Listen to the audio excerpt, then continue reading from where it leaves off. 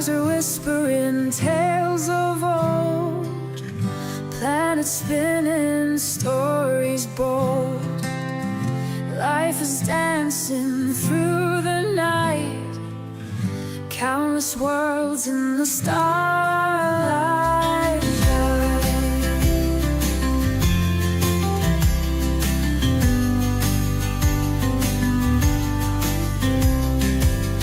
Galaxies full of mystery, infinite in their history. Beyond our dreams and our sights, life blooms in the cosmic lights, dancing on the edge of space. Take me away, feeling the universal grace. In the dark our hearts ignite, life across the endless night.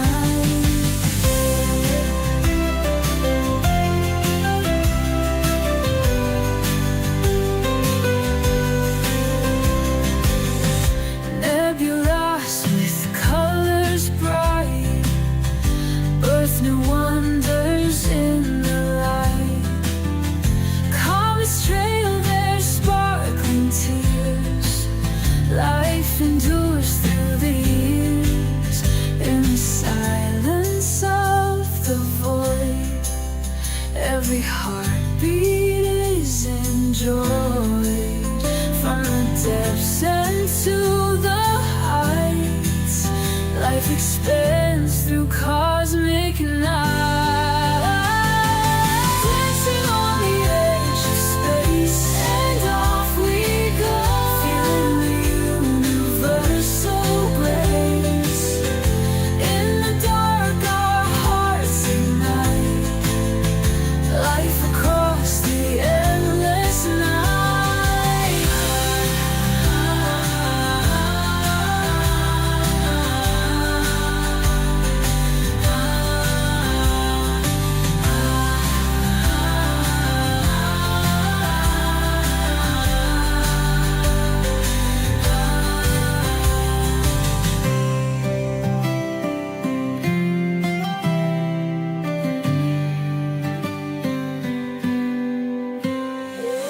Dancing on the edge of space, and off we go, feeling the universal grace. In the dark our hearts ignite, life across the endless night.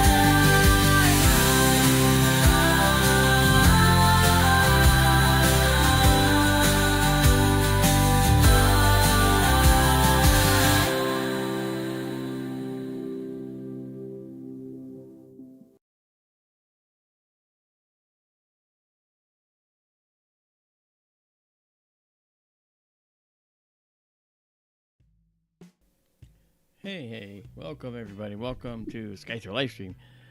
It is I, Mark Antonio, and I usually say, and I have Daryl with me, but tonight Daryl is taking the night off, so it is just me.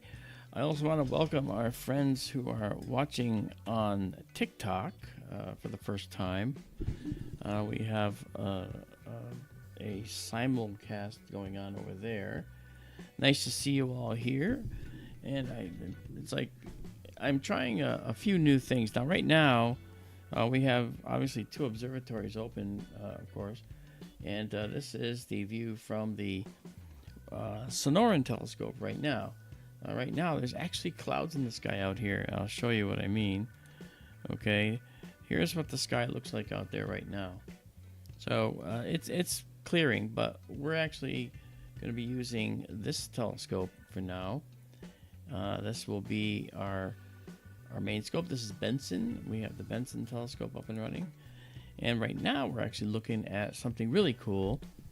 And that is, let me find here we go. We're looking here. You'll notice how low to the horizon Sirius is.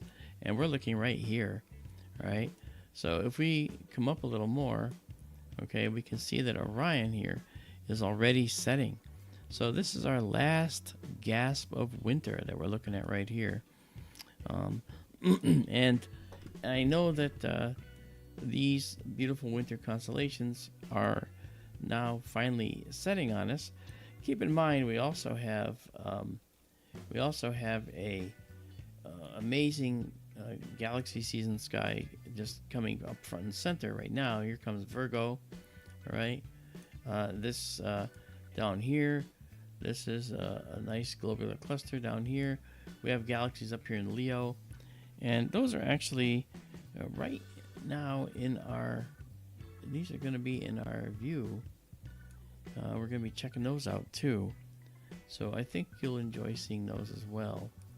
We zoom in here, and we actually have our galaxies coming in here in Leo, and down in Virgo, which is now rising. Check this out. We've got all kinds of things rising down here. This is awesome.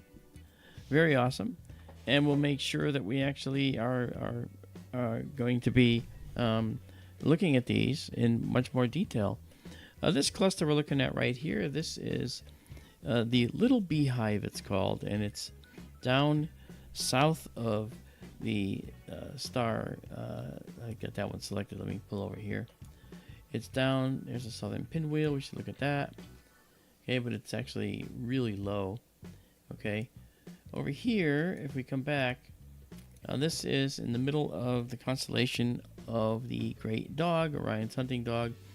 This is the little Beehive. Sirius is the name of the hunting dog, one of Orion's dogs. The other one is, of course, Procyon up here. So Procyon is the little hunting dog. Look at how cute he is. That dog right there, actually, this depiction looks just like my dingo that we had. Dingo is a beautiful Australian cattle dog that I had. And so Dingo is gorgeous.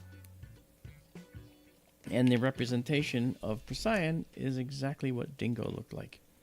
Okay. And this dog is more like a greyhound. Now, I had two greyhounds, actually, some years in the past.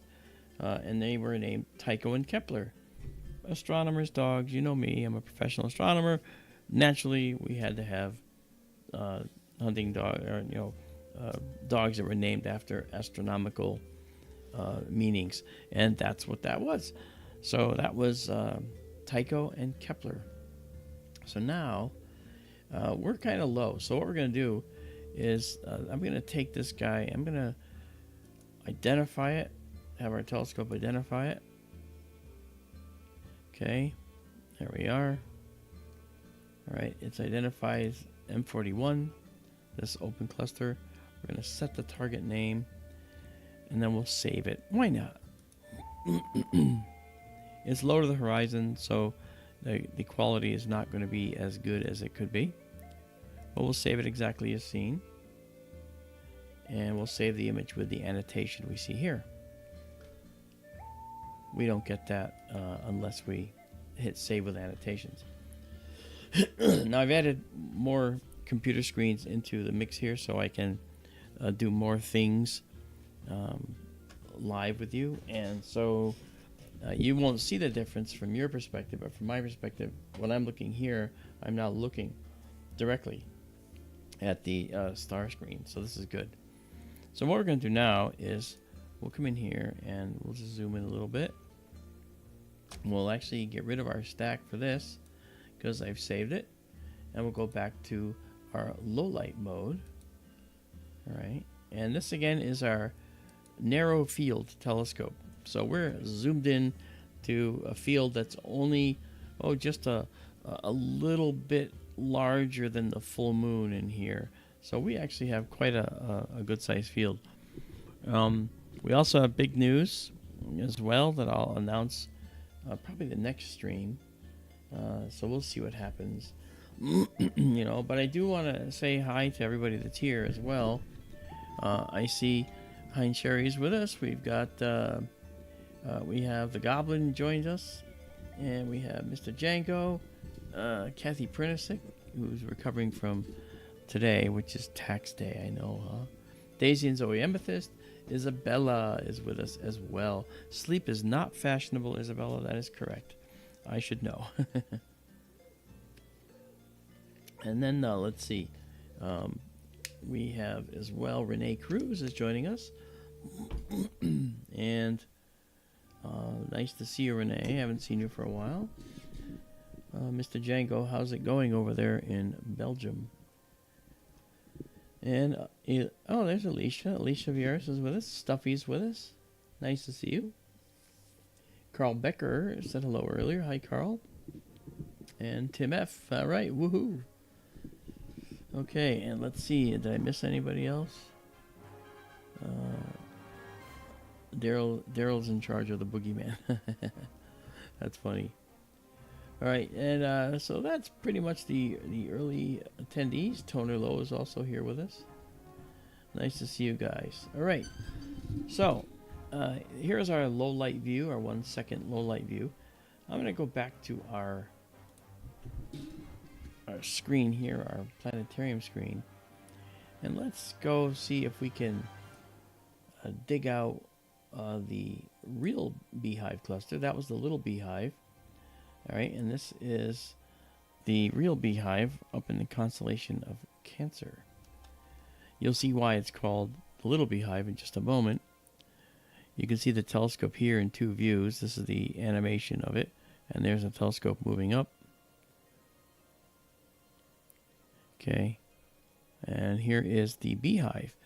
You'll notice we have a narrow field scope now. So what's happening is we're actually catching the center of this cluster. You know, so it's pretty cool. Very nice. Dean Bostadors joined us. Hi, Dean. And Goblin, thank you. It was 112 years ago today that the Titanic sank. That's right. Ay. One thing's for sure. They had a beautiful starry sky before they died. I hate to say it that way. No lights anywhere. The best sky in the entire world. But then it was not something good for them. So this is the Beehive, and if I come in here, you'll notice the wind. The wind is messing with our images there. And let's do a analysis here. So the stars in the Beehive all have Hipparchus catalog names. That's the HIP. Very romantic, huh? HIP 42600. Wow, what a cool stars. HIP 42600. You know?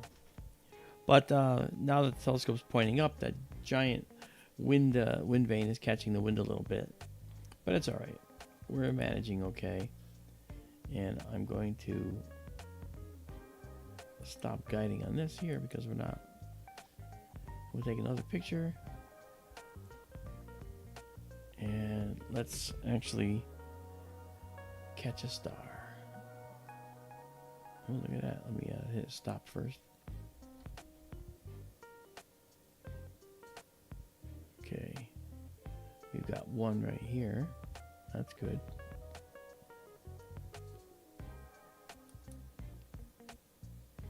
And it's not going to guide on that. Yeah, so we're going to nail this. I got to also do a focus run. So I'm going to come out of this right here. I'll set the target name anyway, even if we don't keep images of this. This is the large Beehive. There's a galaxy right there, magnitude 16. That's called IC 2388. IC stands for Index Catalog. Index Catalog. And that's cool. All right, let me do one other thing here. I want to make sure everybody can hear me out there, so this is good. Hopefully I'm not too loud or too soft. I'm sure you'll let me know.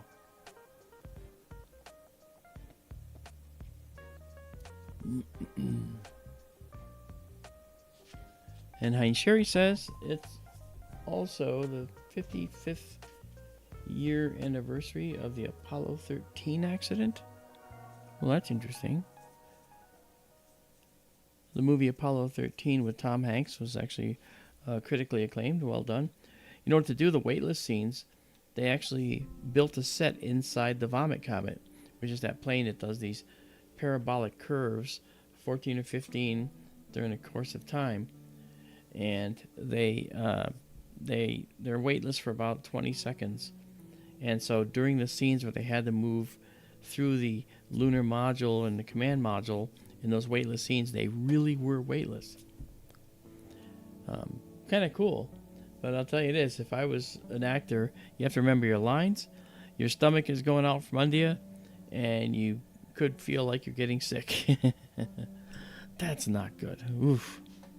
I'll tell you. All right, let me hop out of here for a minute. Yep, we got wind there. Okay, now let me come in here. Do another photo. Okay, I see that, and now what I'll do is I'm going to do a focus run. Let's move in the positive direction here. Okay, now we're there. And then I'm going to do a run into the negative direction and find our perfect focus spot. And there we go. So now we're doing our scan. What it does is it samples the stars you see in the yellow boxes, and it measures the diameter. Now, obviously, with the wind going, it could mess it up a little, but the best stars will be the smallest stars. And so, like, this star might be the best one to use, but it's going to take and look at every one, this guy. It's going to look at all of them. And as the stars get more and more better focus, you'll see this is all over the map. So we may not, it may not get into focus because of the wind. The wind's supposed to die down a little bit later, but I figured I'd start a little earlier for you guys because I don't want to end up, having to go so far along here on a weeknight when some of you have to get up. Stephen Hawking, Isabella asked, did he ride the Vomit Comet? Yes, he did. And he was all smiles. He's all smiles. Now, here's the thing. When you go over a bump in your car, that feeling you feel in your stomach, that's how they feel 24/7. It's falling, controlled falling. So the spaceship in space, when it's in orbit, for instance, when it's in orbit around the Earth, it's actually, because of gravity, they feel weightless. Now, that seems kind of weird, but think it through. As they're going forward through space, gravity is pulling them down at exactly the rate that they're moving forward. So it balances them into a perfect circular orbit. So because of that, they're in that continuous falling mode. Then when they go from Earth to the Moon, well, then they're now moving away from any bodies that have gravitational influence on them of any large amount. In case the scan was completed and it was actually not successful because of the wind. So that said, what happens now is that the way it's going to work is that you're going to be weightless, as in you won't have any gravitational force acting on you. Okay. However, that's something that is going to be. Let me reset this. All right. That gravitational force will start to kick in when you get toward the moon, but it's going to be less. You're going to feel less of a force by 1/6 of the force of the gravity of the Earth. So it's actually pretty cool. All right, let me bring us back here. Yeah, I know.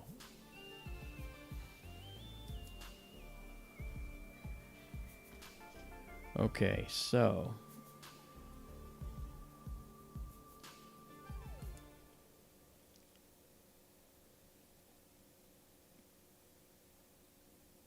let's do this.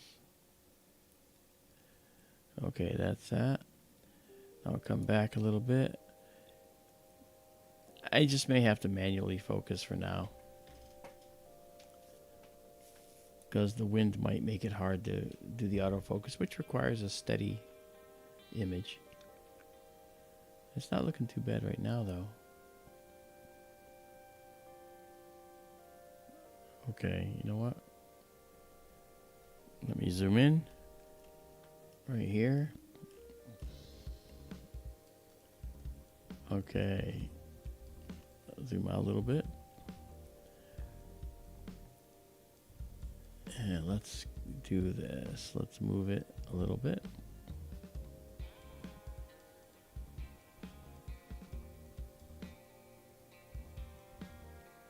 Okay, let me back out.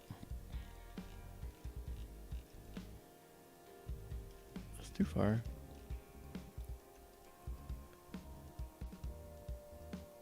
Yeah, we have to let it settle out. Well, that's not actually that bad at all.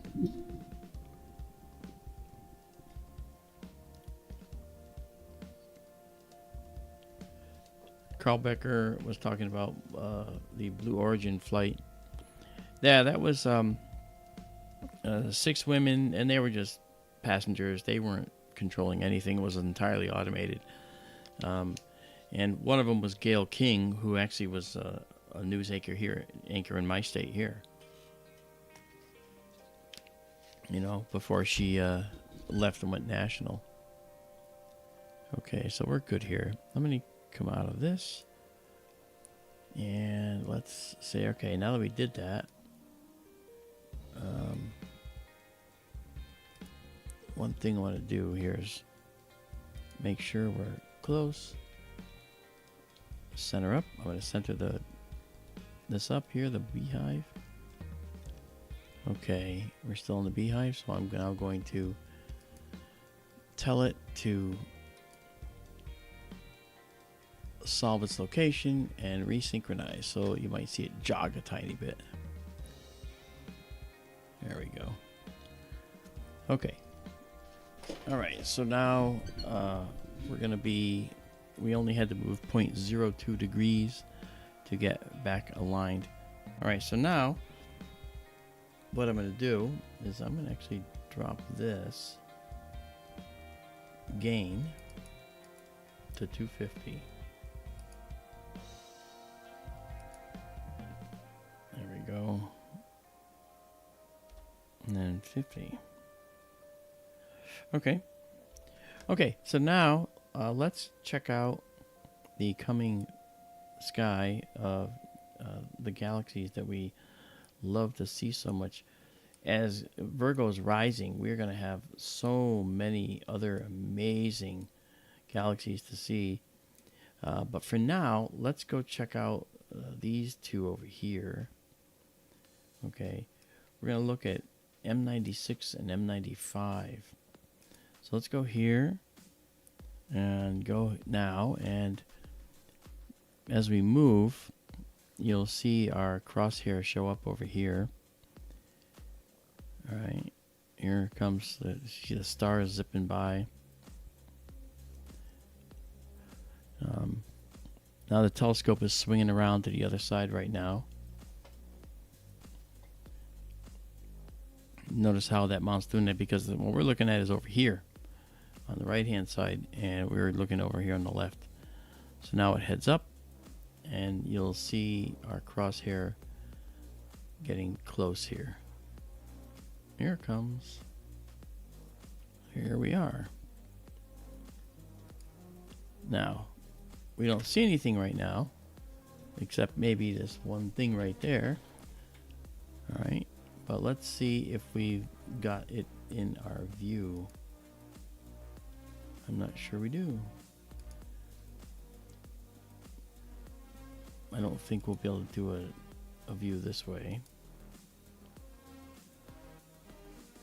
Yeah, I didn't think so. Okay. So let's go over here, and supposedly we're here. I'm just gonna take a image and see. Actually, I think I got a better idea. I'm going to bring our gain way up. That's too high. It's too noisy. Notice the noise you get when you bring the gain up. Alright, we might have something there. Okay. Alright, let's bring this down to something more reasonable. Okay, that's good. And let's do a 10-second or 15-second exposure. Alright, and to do that, we're going to have to initiate a view here that will allow us to capture a guide star. Well, there's not many to be had, so we're going to have to just pick that one.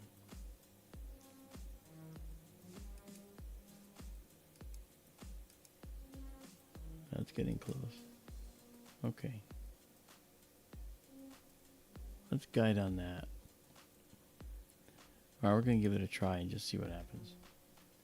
So we're going to come out here and then we're going to go into our live stack.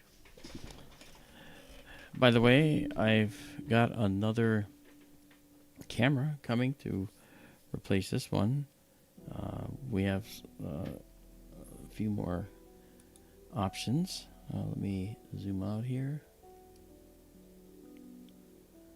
Okay, no galaxy in here, so we actually, whenever it flips like that around the meridian, does a meridian flip it's called, it's not necessarily going to give us the right thing, but what it can do, however, since I'm on that galaxy, I can say plate solve and resync, and it'll put it right in the middle of our view. Oh yes. No, I forgot. I need to do it this way. Alright, let's see if that'll work. Maybe it'll work, maybe it won't.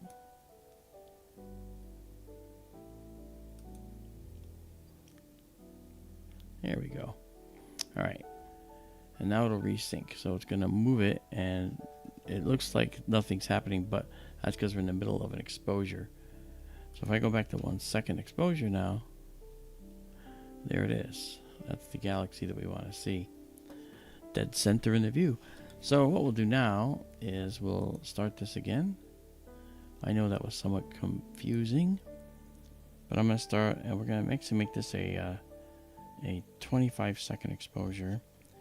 And we'll go back to this, and we're going to stop this. See if we can get another star in here. We're going to see if we can capture anything. I'm going to stop and capture something.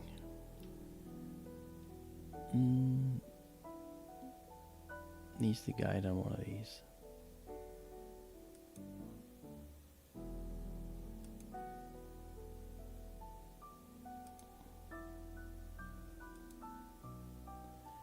Okay, we're going to have it guide on that.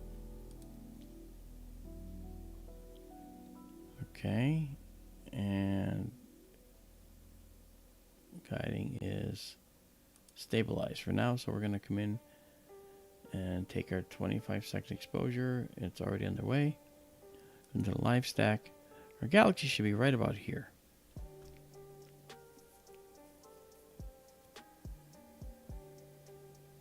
Hey Lubo, how's it going in China? Thanks for joining us.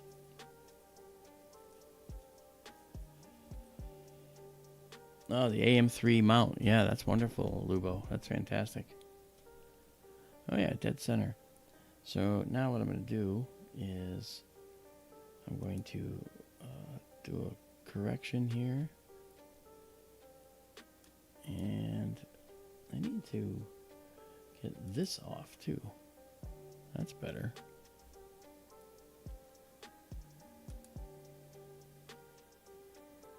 All right, let's let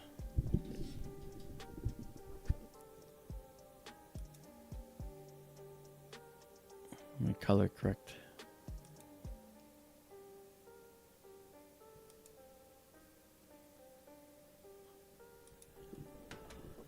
Okay.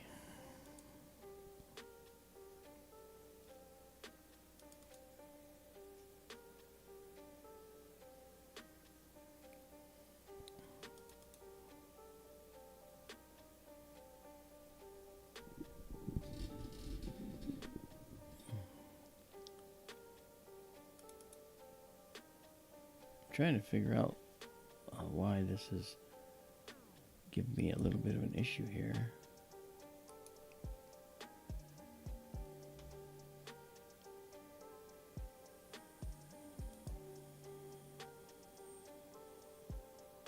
Oops. Let me try this again.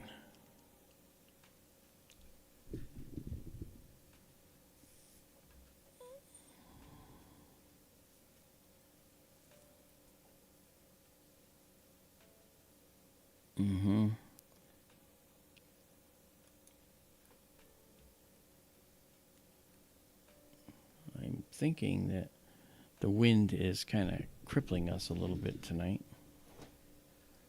because the guiding isn't able to hold. Oh yeah, well, that makes sense. Yep. Okay.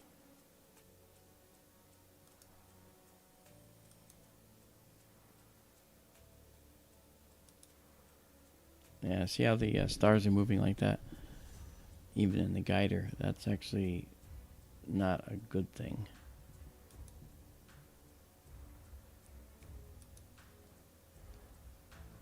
Might be too windy to do this. I'll tell you.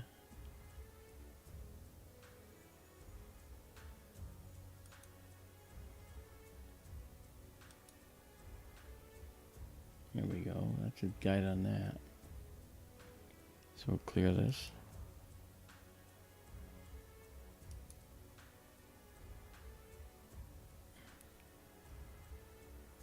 And we get up.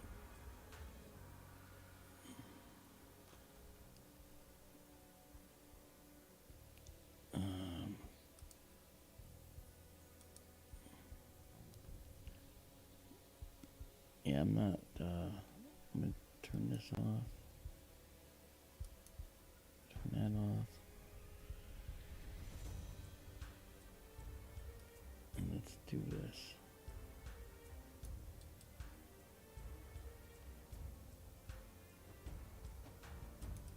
Move it up, move it up, move it up. Hey, Fantasy.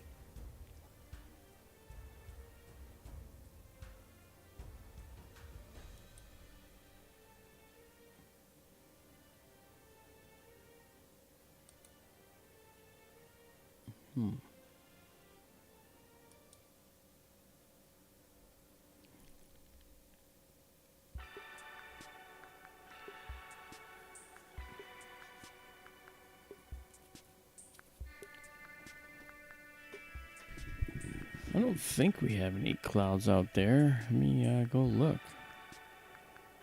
That would be a horrible thing if we did. I didn't see any. Oh, it looks clear out there. Oh, no, it doesn't. Okay. There's some high clouds out there, which explains why the images aren't looking correct. Okay, just a minute. Let's see if I can work the problem.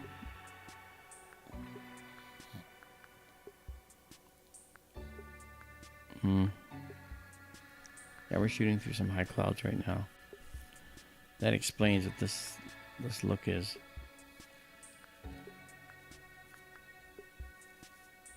Yeah.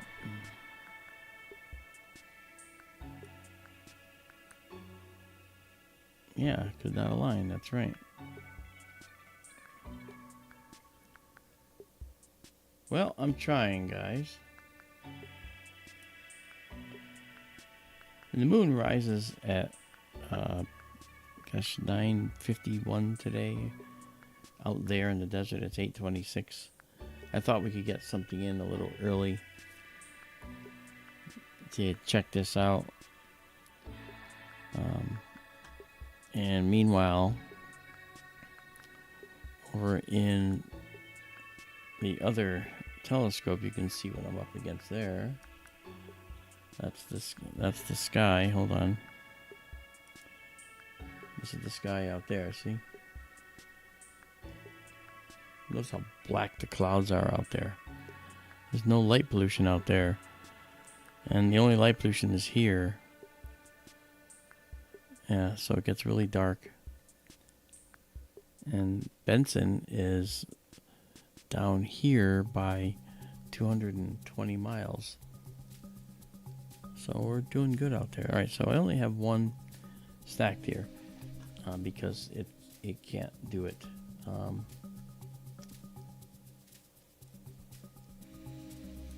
Let's try this.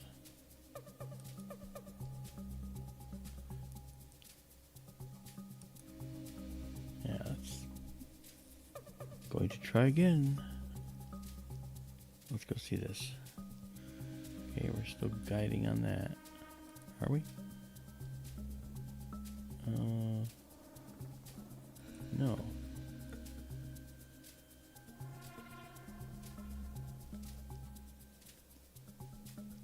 It's not guided on that.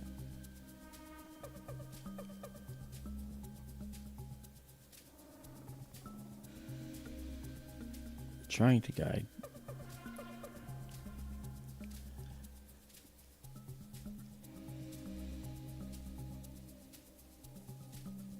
Okay.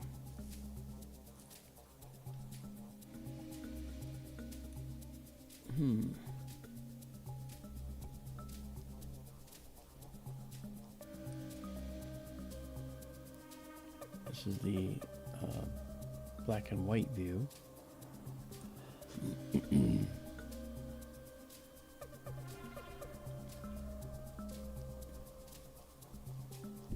Let me see. Trying to figure out what is causing this to be as bad as it is. I'm tending to think that it was, the light clouds out in Benson, and I could be right.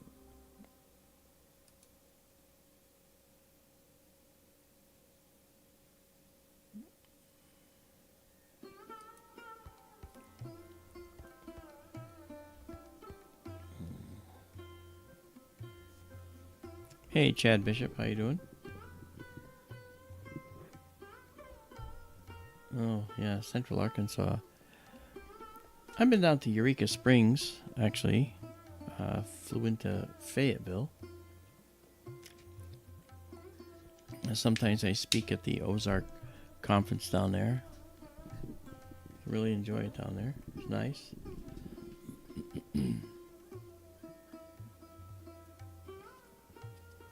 Yeah, we talk about infinite spring, Isabella. Yeah, if you think about it, the thing about infinite spring is interesting because if we had like a red dwarf star, it would be so close to the star, it'd have to be close to the star in order for it to be in a warm enough habitable zone region where you could have liquid water on the surface and so forth, and have a warm enough atmosphere and so forth, because that's where the habitable zones are for these red stars, very, very red stars. The issue, however, is that these stars, because the planets have to be so close, they're a massive amount of gravity affecting this small planet that's very, very close to it. So when the planet's trying to rotate on its axis, what happens is, over time, over billions of years, over millions of years, that planet, it actually gets locked into a situation where it's always facing the star. And it never, there'll be a dark side to it, permanent dark side, and a permanent light side.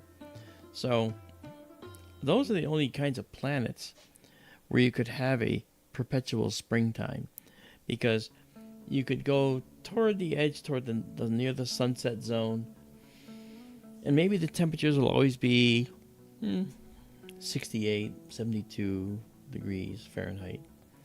All right, but that's something that you'd be stuck with. You would not ever have any variation. All right, but unfortunately, that's probably not what really happens, because in reality, those systems will have an extremely large temperature gradient between the light side and the dark side. So across the sunset zone, the wind is probably going to be hundreds of miles an hour as it rushes to mix with the dark side, far side. So that would probably not be the most enjoyable place to be. Okay, I see there's a star up here that's blinking in and out. And that's because we're getting clouds out there. So our night has become crippled. Well, we can try one more thing. Let's see.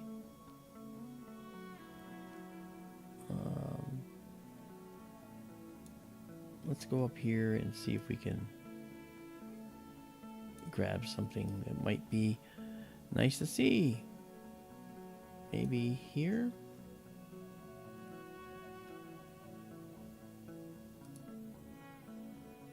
We can try that. Don't know if it'll work. But we're going to be spinning the telescope back around. There it goes.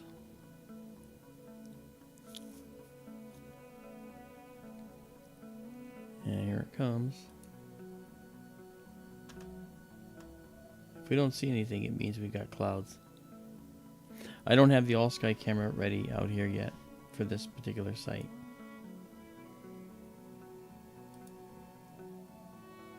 Yeah. Let me increase our gain. Oh yeah. Let me check something else while we're here. Look at my pre-processing.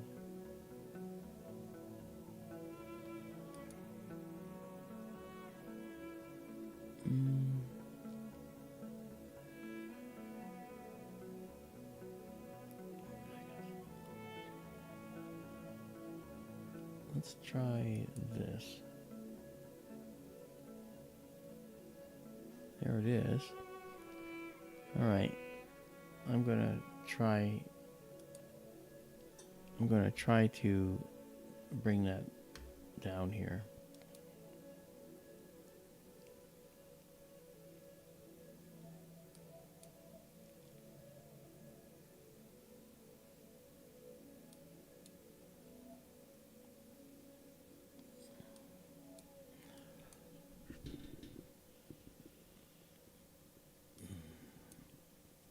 I can see clouds passing in front of it, so it doesn't look like it's gonna work. But I'm gonna try. Why not?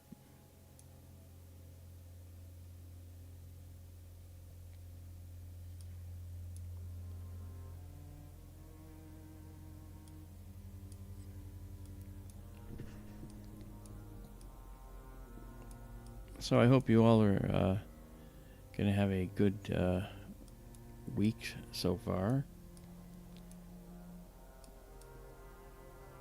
I really want to talk about our amazing opportunity that we've been afforded.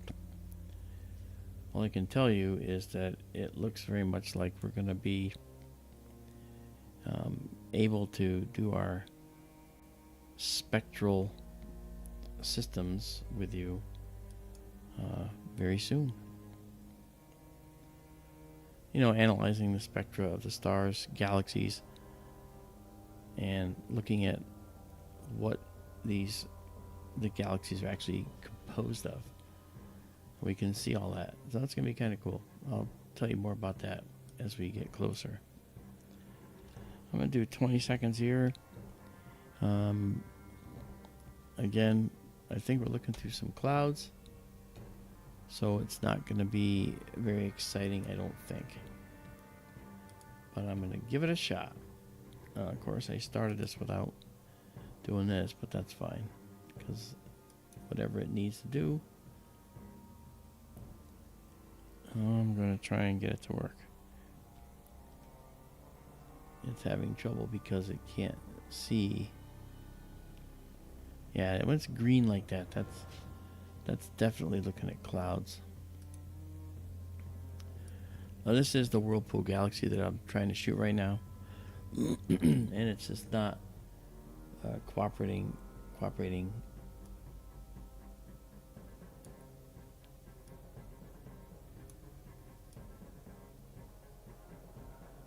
Let me try this.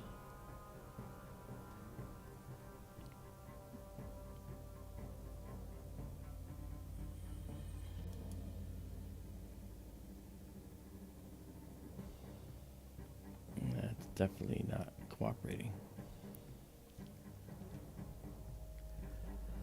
Yeah. You can see it's got some nasty clouds in here.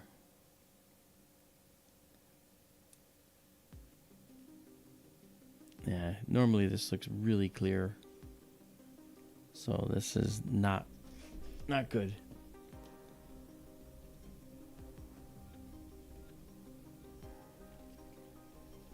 Yeah, Marianne's actually down in Benson right now.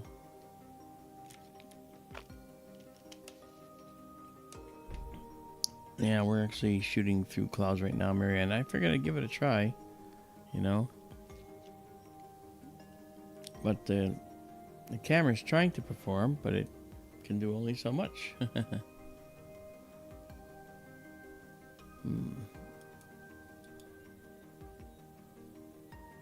Yeah, it only took that first picture. Can't align, can't stack. We got a very, very difficult sky right now out there. Normally we see such detail in here. Oh well.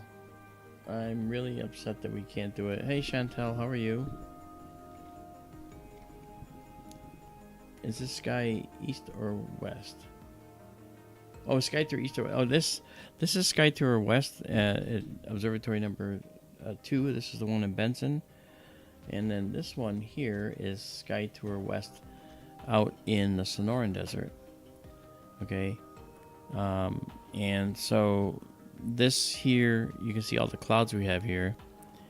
I actually probably should just park the scope and get it safed into a safe position. All right, that's the scope. That's 200 miles away from this scope. All right, you can see it right above me there. Okay, so the telescope is now parked, and I can go into my control program and shut it off because we have a problem with the sky. We can't use it. And then I'll shut the garage. Now watch up here. You'll see the building's closing now. Now I am in Connecticut, and I'm running all these observatories from Connecticut. And I worked it took me a couple years to get all this stuff done. And so the all sky cameras, that's going to stay up because it can. It's on a pole out there that I stuck out there. I made the all sky camera too. But it's really pretty. And then back in Benson, I'm looking at this thinking, boy, I'm just not. It was going to be totally clear out there, but you know what happens? At night, when the desert begins to cool off, clouds form right over the observatory for a period of time. It calls for clouds early in the evening, and then they go away later on. And right now, we're still stuck in that kind of, sort of netherworld where we don't have them yet, or have them gone yet. And that's kind of bad. So, yeah, that's not exciting at all.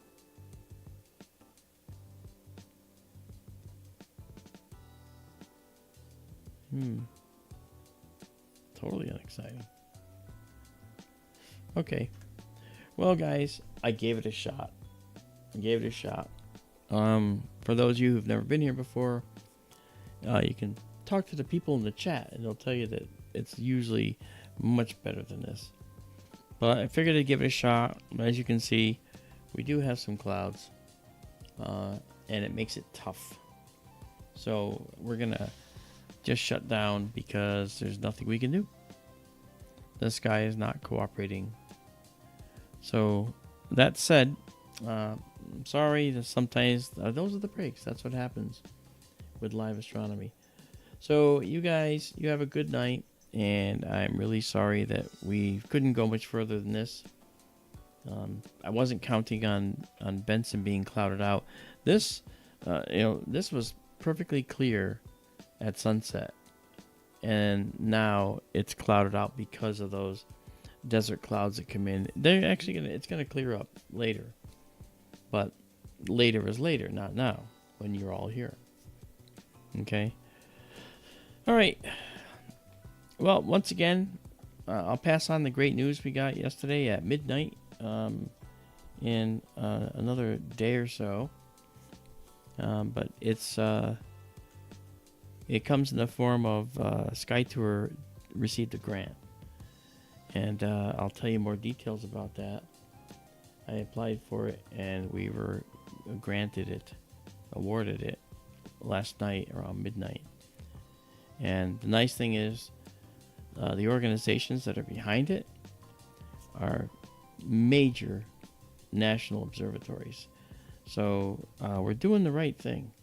We really are doing the right thing. So I'll let you go for tonight. I'm probably too excited to sleep because of all this, but I will do my best. Anyway, you guys have a good night, and we will try this again on the next clear night, which could be tomorrow. All right? So it's kind of a false alarm, isn't it? God, that's terrible. Anyway, don't think ill of me. But I hope you guys have a good night, and we'll talk to you in another day or two, okay? So we'll see you later, and this is what you get when you get clouds. Good night, everybody.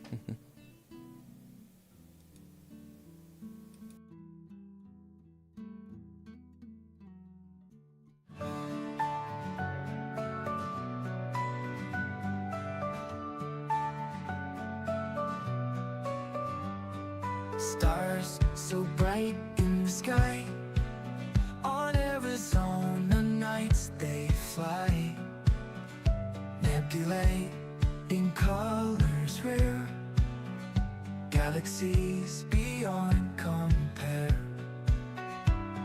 Sky tour in the night so clear, brings the universe near.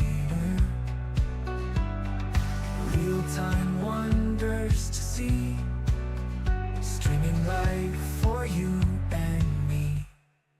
Lift your eyes to the skies, universe in all its light. Sky tours bringing the views. Every night feels brand new. In the dark, the night unfolds, stories of the cosmos told. Through the lens, a distant dream, living real like a gleam. Far away, up so high, across the stars beyond the skull.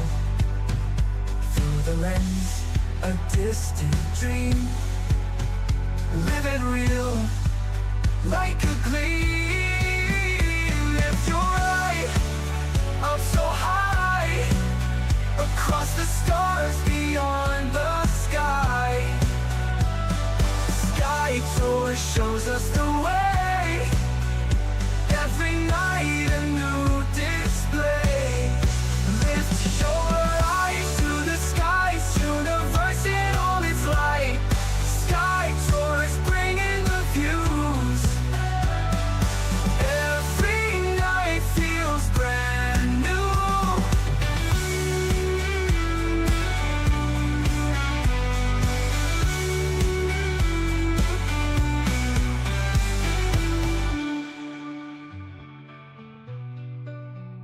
Lift your eyes to the skies, universe in all its light.